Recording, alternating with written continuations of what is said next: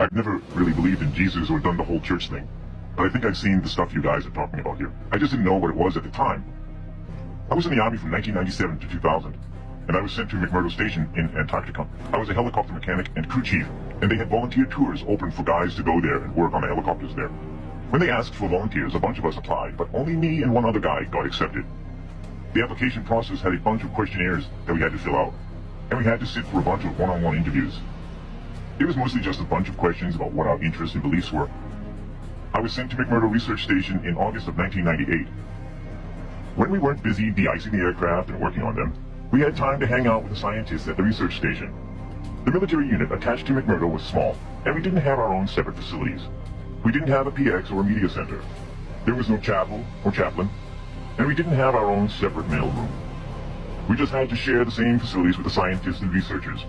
So over time I got to be friends with a few of them. They had two different kinds of ice that they worked on and studied. One kind of ice was the normal kind that we've all seen. They took cores of it out of boreholes in the ground. Just like normal ice, it was mostly clear or sometimes white, and it would melt into liquid water if it got warm. The whole area of Antarctica is covered in this kind of ice.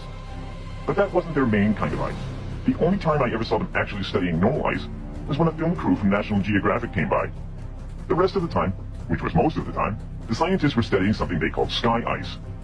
This stuff was totally different. We were never allowed to go into the laboratory areas of the station, because the labs had to be kept super clean, and they said it would mess up their work if they risked letting too many people in the lab. But one time, one of the researchers that I was friends with showed me a piece of sky ice. You couldn't touch the stuff with your bare hands because it was so cold. And it wasn't clear or white like normal ice. It was solid blue. He said that's why they call it sky ice, because it was the exact same color as the sky.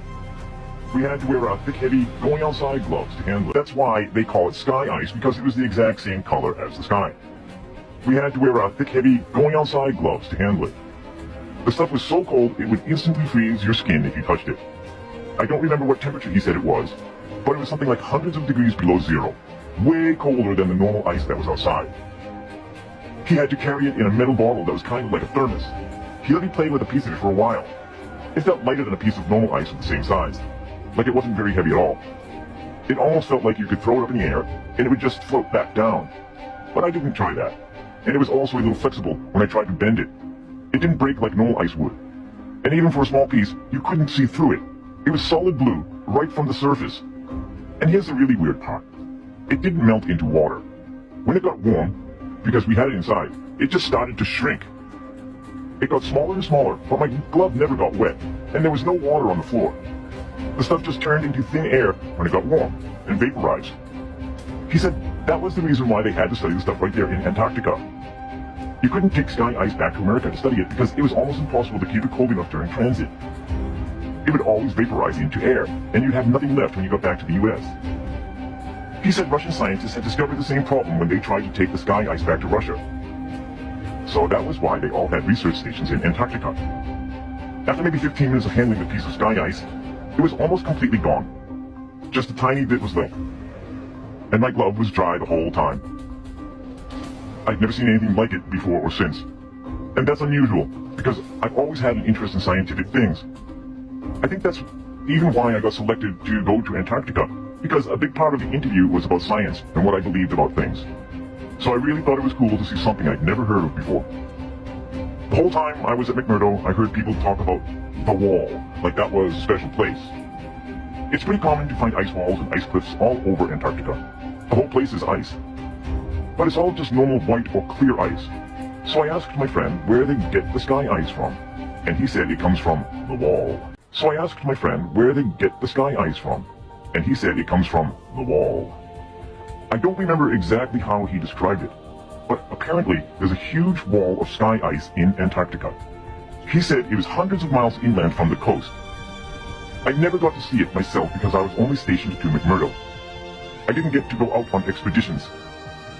He said it was the biggest natural structure in the world. He said that in the 1960s, the US Army had a plan to bore a tunnel into the wall, but they didn't have a boring machine that could handle super cold temperatures. So they had a whole testing project in Greenland where they developed ice tunnels and invented new boring machines that could operate in super cold temperatures. Like, they did this whole big thing in Greenland just for practice. I'm not an expert on that, but that's just what he told me. Then, once they had the new boring machine figured out, they brought it to the wall in Antarctica. He said that the machine bored a tunnel. I don't remember exactly, like 5 or 10 miles into the wall, but that they never broke through the other side of the wall, and that they still don't know how thick the wall is even to this day. And I'm probably not remembering this part correctly, but I think he said that at first, the floor of the tunnel was a solid rock, but after a mile or two in, the floor was sky ice. Like it was sky ice underneath after a certain point, or something like that. And apparently, the wall slowly builds itself back up after you cut it, because after a year or so, the tunnel had shrunk smaller all by itself. They had to leave the boring machine inside the wall because the tunnel shrunk too small to get it back out. And after a few decades, the tunnel was completely gone. Like that part of the wall was solid again. He said that now the scientists were trying to use technology to figure out how thick the wall is. He said something about putting earthquake sensors all along the wall, and that somehow you could measure the signal from an earthquake to see how thick the wall is, but he kind of lost me on that part. I never really thought about any of that after I left. It was really weird stuff, but I didn't think it was a big deal at the time. But then a few weeks ago I saw a map of the wall in Antarctica. Except the map was all flat and crazy looking, and it showed the wall going all the way up to the whole Earth. So since then, I've been trying to learn more about the sky ice that I saw, and the wall that I heard about, but I can't find anything at all. So now I'm really wondering if there could be a connection here, and that's how I found this group.